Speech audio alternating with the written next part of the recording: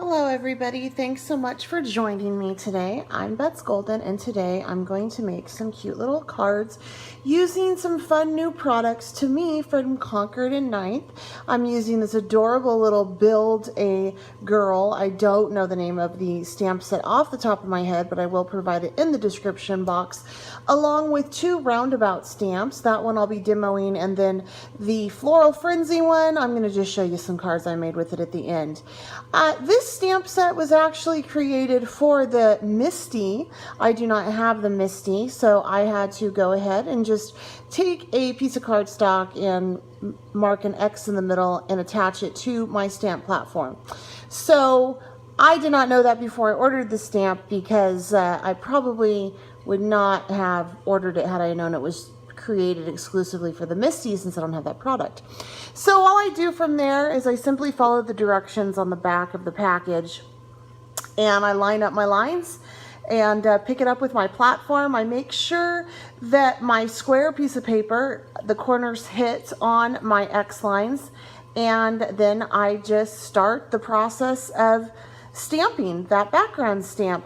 I'm using some Tim Holtz Distress Oxides in this. The reason why I chose those is because it is a beautiful pigmented ink, and once I heat set it, I can actually go ahead and make it permanent, whereas the Distress Oxides, if you got them wet, they would run and whatnot.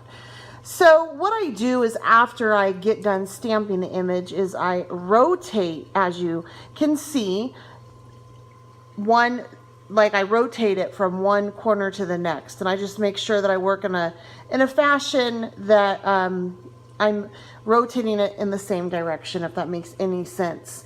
And what I like to do is, if my stamp picks up that piece of paper, I put it down in the way that it just was stamped, and then I rotate it.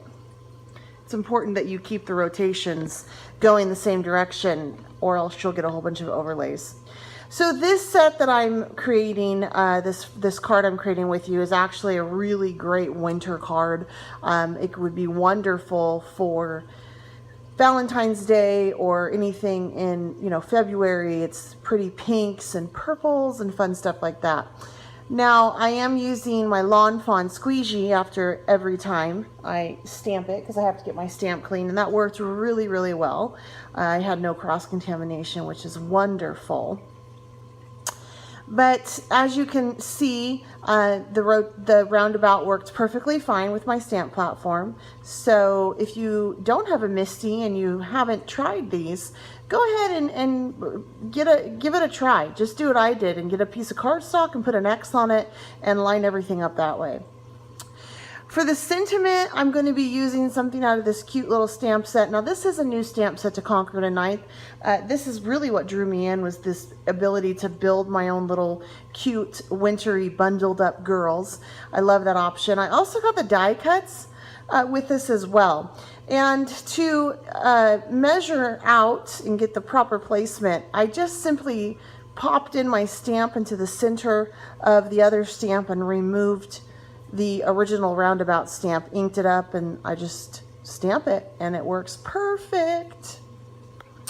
The one thing that I wish Concord and 9th would have done was they made perfect dies for the little bundle girl set. However, they didn't make any dies for the heads, which I thought was kind of odd, because I want the heads to be cut out.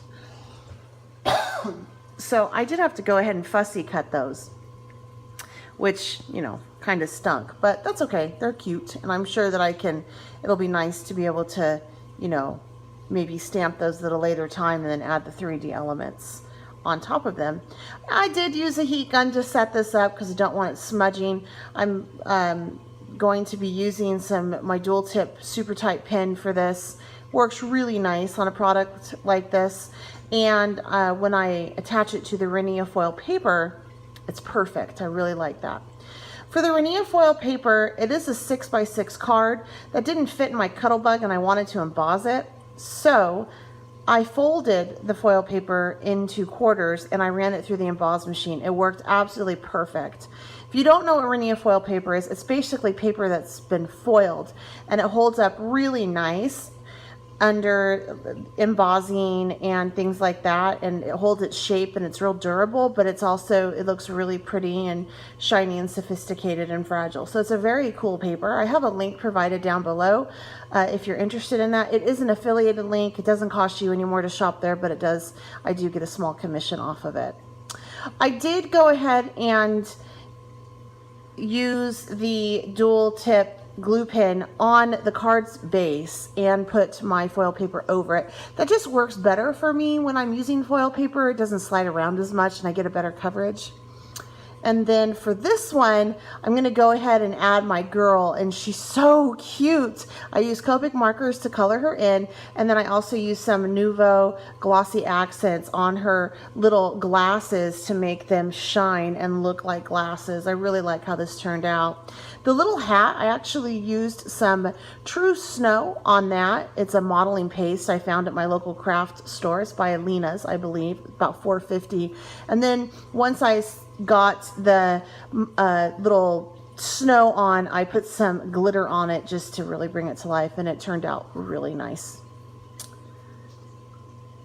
And I'm using the other tip of my dual tip pen for this, the fine tip for this, and it worked out great. One of the things that you can do when coloring in with Copic markers is to put a piece of paper underneath your image you're going to color in, and then color, and that allows the Copic markers and the ink not to saturate up and get outside of your lines. Now, since I fussy cut out the girl's face, not that important, I could just cut it off, but that's just a little helpful tip for you. Scrapbook adhesive has some really great flat back pop dots. I like them because they serve as pop dots, but they're not so bulky that they hinder with going through the mail. So I use those to adhere all of my cards today.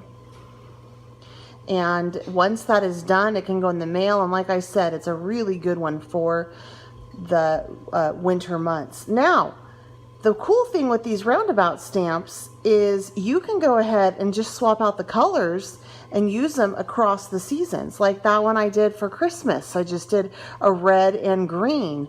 And then I did another one using the Floral Frenzy. Again, you know, that is supposed to be like a spring roundabout, and I used it for Christmas. And I also used it for just a winter card. And the little birdie on the bun is where it's supposed to go. It's supposed to go the bird on the bun, but I like to kind of off to the side. So I used pretty much the same type sketch for all the cards with just different, you know, roundabouts and colors, and I got a variety of beautiful cards.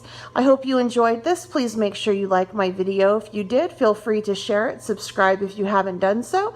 Leave me any comments down below. Until next time, happy crafting.